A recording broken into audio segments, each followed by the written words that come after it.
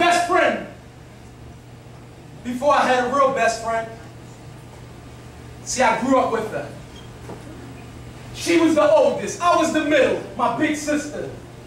But only by a year. But for 3 months each year, she made it feel like 2. Because she rubbed it in all the time. When she was 7, I was 5. When she was 11, she said, shut up, Jermaine, you only 9. And when she was 16 in April, I was still 14 until July. She was already on her own. I was still living with my mom, a mama's boy. Tatted on my left forearm. But on my right forearm, that reminds me of the crime, justified homicide. Rewinding in my mind, let me take y'all back. See, we call her Nisi. And she was mentally gifted, but she got bored early with fractions and compositions, and she basically dropped out after starting out casually ditching. I used to say, Nisi, I know mommy got curfews, and you can't stay under her roof unless you follow her rules. But Nisi wouldn't listen. She said, mommy always bitching, and I can't take this shit. And you know, mommy, she too strict, and she want me in by 10 and 11 o'clock on weekends, and I barely got time to spend with my boyfriend, Mike, and he told me that he got me, and I gotta get it. I gotta be as fly as I can be. I gotta leave. And right then, I knew it was no way that I could stop her. See, she was brainwashed by Mike. They called him 6'9" in the projects. And when he was 20, she was 16, so when he spit game, she believed him. And he wanted her to stay out a little later, so she ended up leaving home just to please him. And that broke my mom hard, and I wanted to kill him for that reason. And it's burning me up inside, turning me colder than the 4-5 that I was holding for my cousin Rob. But that's not justified homicide. At least not yet.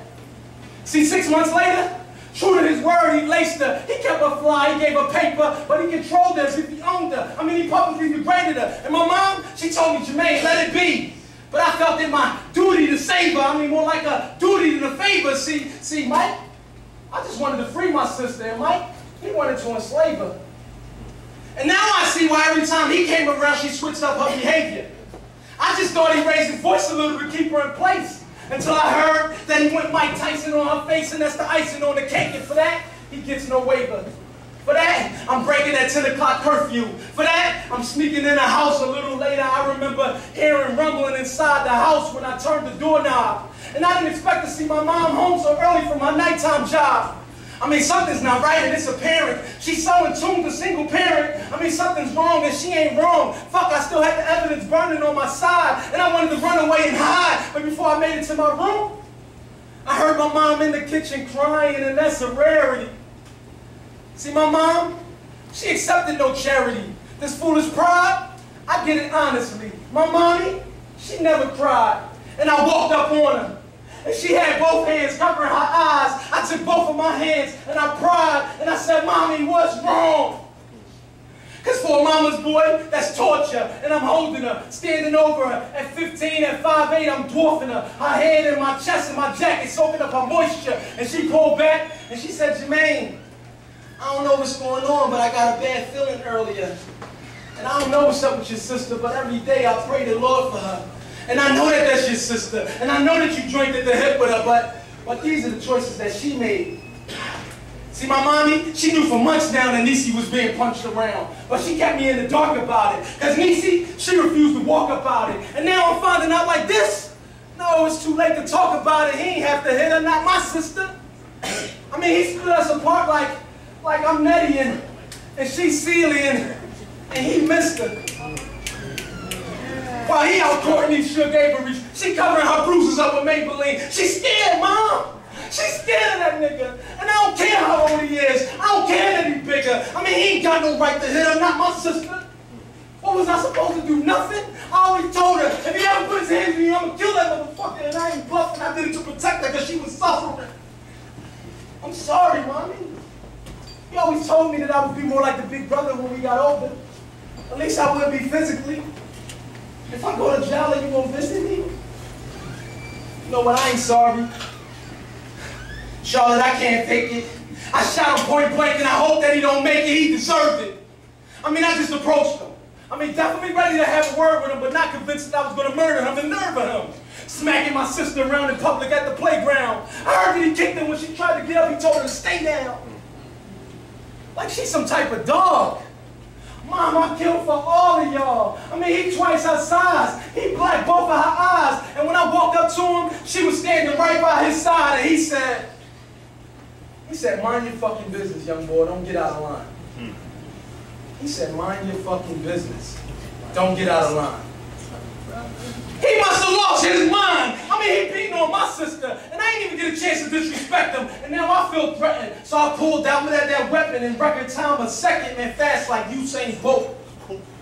And I know Mike, he known for slinging dope, but I ain't know he was a cannon. I mean, he ain't moved. Matter of fact, he smirked and he said, listen, little homie, you pull it, you better use it. You better put that thing away before somebody get hurt. Your sister, she with me, but she can go if she wants to. But when she needs something, who you think she gonna run to? And don't forget, youngin', I got plenty of guns too. And then he reached his hand around to hug her. She pulled away. He mugged her, and then he shoved her, and he said, I'll beat your ass right in front of your little brother. And then he turned around and mean mugged me. And my face instantly turned ugly. He must have felt the murder in my veins because he reached for the gun. He brushed me, but my trigger finger was quicker. So vividly I remember, I saw the spark. He felt the bite, and the whole hood heard the bark of the first round of my cousin Rob nickel-plated 4-pound. I was only 15, soaking wet 110 pounds, but my skinny frame was steady through all 10 rounds. First shot hit him. Spin him around. He tried to run, reaching for his gun. Another gunfight, a typical North Philadelphia night.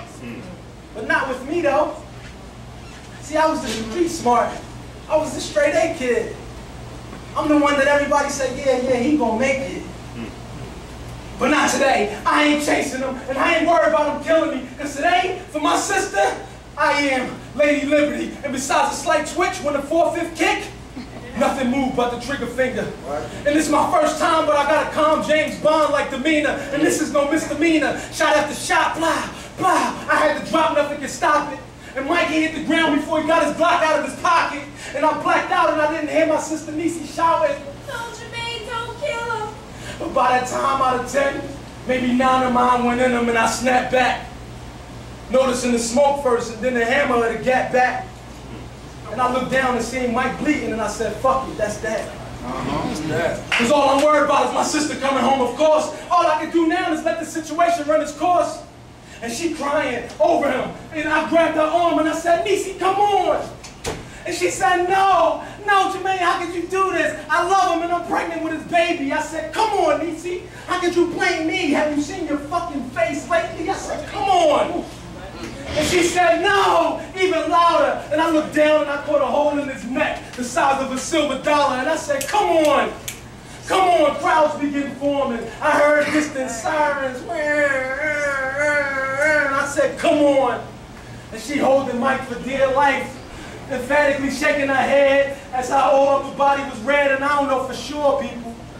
I think he was already dead. And I said, come on. And I gave her a hard nudge, but she ain't budged. I said, I don't understand this type of love. Come on, Niecy. Come on. It's his fault. He ain't have to hit you. Come home. We all miss you. And she just stared at me, breathing, heavy like a demon. Next thing you know, she reached for his pistol and she pointed it at me. And I backed up. Damn, this is my big sister. Same mommy, different daddy. She used to teach me how to tie my shoes. She used to take me to the store for taffies. That's when life was just so simple. And I smiled. She must have been thinking the same thing too, because she smiled. And then she pointed the gun at her own temple and blah! I leaped for her like a heat-seeking missile. But her trigger finger was faster. I don't believe what just happened. My big sister, she killed herself over this bastard. Now people always asking me, if you had to do it all over again, of course I would have left it alone. But was I wrong? I mean, all I wanted was for my sister to come home. Now for the rest of my life, I'm haunted by her suicide. Even though the court ruled it justified homicide. Sir, let's go.